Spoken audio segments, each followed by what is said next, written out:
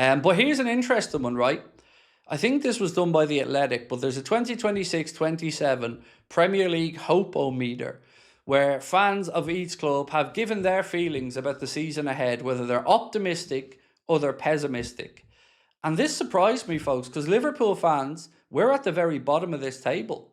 We are the most pessimistic about the upcoming season of all the 20 Premier League clubs fans that were surveyed. That really is crazy. 58% of Liverpool fans said that they're optimistic for the season, but 42% said they're pessimistic. Now, if you go all the way up to the other end of the table, Leeds fans are at the top. 99% of Leeds fans are optimistic for the season ahead, with just 1% pessimistic. Then comes Aston Villa. Aston Villa fans super optimistic as well. 96% of Villa fans surveyed said that they're optimistic about the season, to just 4% who said that they were pessimistic. That's mad. United are kind of in the middle ground, but certainly still more optimism around United fans than Liverpool fans. They only have 13% pessimism and 87% optimism. That shows you Liverpool fans aren't happy.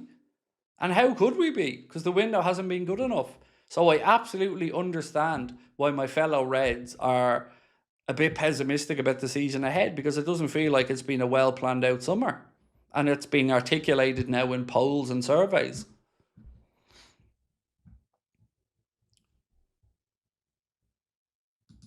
Maybe the mystery player is Elise, but unrealistic. I would say the only world in which it could be Elise, and again, like you said, super unrealistic, definitely don't think it's possible.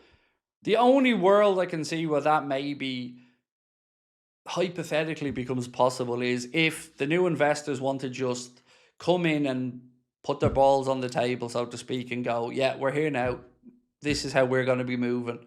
But again, I don't think so at this point, for lots of different reasons. One, Bayern wouldn't have time to get a replacement. Two, that type of deal would probably take a long time to figure out. And I don't see it. I wish we were all happy and we found that it was Elise, but I just don't see it.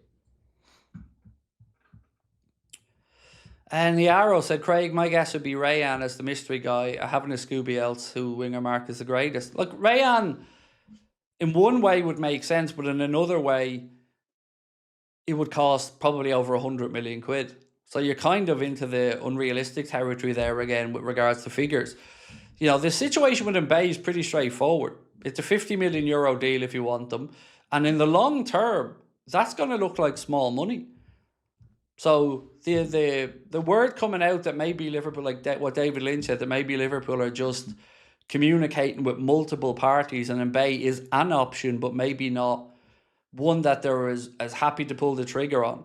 That could have sense to it, because there's no other reason to delay it other than Liverpool maybe trying to see if they can get somebody who, like I said, we don't know who it is.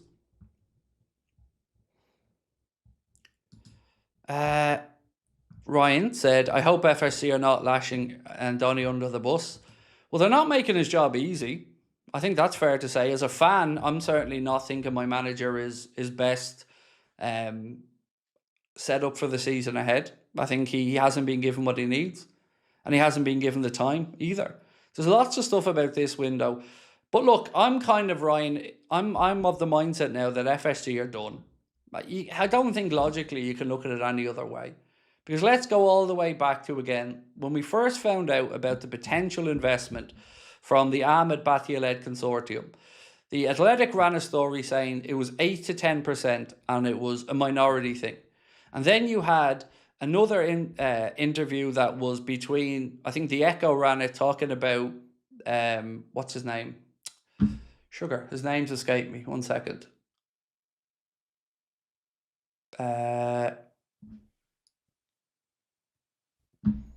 Sorry. Christian Purslow, sorry. Then you had Christian Purslow saying that it looks like it's going to be a passive investment, and they're going to come in and not look to take control of the club and the day-to-day operations and all that kind of stuff. And then all of that is pretty much bollocks, because then we find out that it isn't 8 to 10%, it isn't even 30%, it's 38%, And there's a mechanism in there that allows them to take control of the club within 12 months at a set valuation. So I don't think it's speaking out of turn to say that it looks like that's what's going to happen. That whether it is in the 12 months or whether it's a little bit, and a little bit, they're going to look to take control of the football club, and they're going to look to ease themselves into it and run it. You don't put in £2 billion to be a passive investor, and that's what they've put in.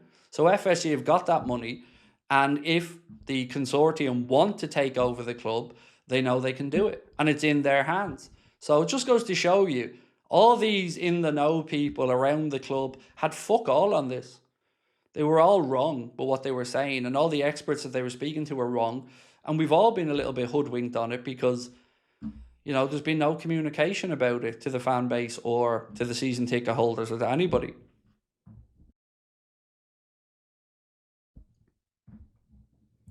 Right, let's keep going.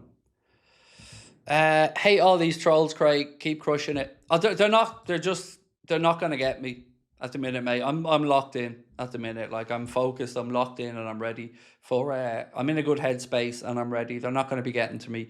The other day I came into the stream in bad form because of something else, and I kind of let them get into my head a little bit. But we cleared up the other stuff, so yeah. Don't worry about them. They're just wasting their own time. Mods are doing a cracking job, by the way, so thank you to the mods. I see loads of comments getting deleted and stuff, and I'm not clicking on them to see what they're saying. So, yeah, thank you, man. Appreciate you.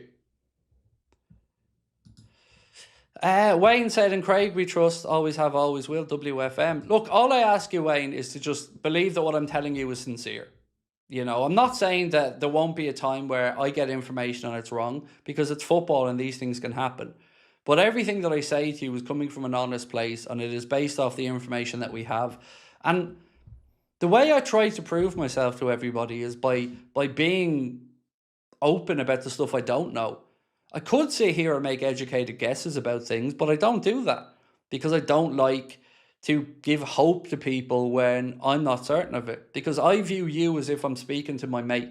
I view you as if I'm telling you something that I'd want to know, and I don't want to give anybody false hope on things. So I take what I do really seriously when it comes to information on deals, because if I told you everything we got told, your head would be spinning, because we've been told a lot of stuff this summer that we've researched a bit more on, and it's just been absolute nonsense. So we didn't even bring it to you guys. But yeah, all I ever promise you is I'm going to be honest, and I'm going to give you what I know and what I don't know. And I'll never be afraid to tell you what I don't know.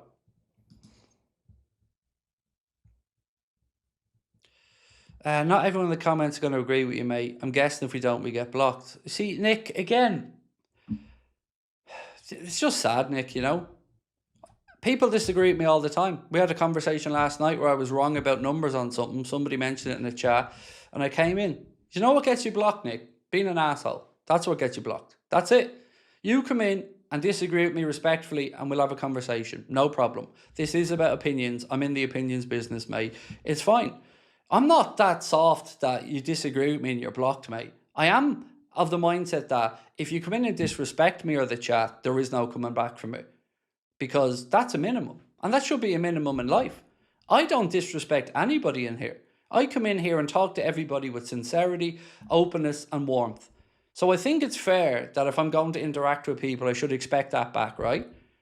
So no, mate, disagreeing with me ain't going to get you blocked. But being an arsehole about it is going to get you blocked. Because I want you to interact. I want you to question. I want you to challenge. But we can do it from a place of respect.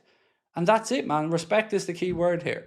So I disagree, and we disagree many times in here. And we're going to do it many times more. And that's okay. But if you come in and go, you're a liar, you're this, then obviously you're gone, because why would I waste my time? And why would I waste their time? So nothing is as binary as people like to make out. I know everybody sees a clip and thinks they know me inside out and all this shit, but I'm a pretty down-to-earth, rational man. I'm a very kind man. I'm a very fun-loving man. And I'm certainly a caring man. But I don't put up with a lack of respect, because that's just the way I was raised.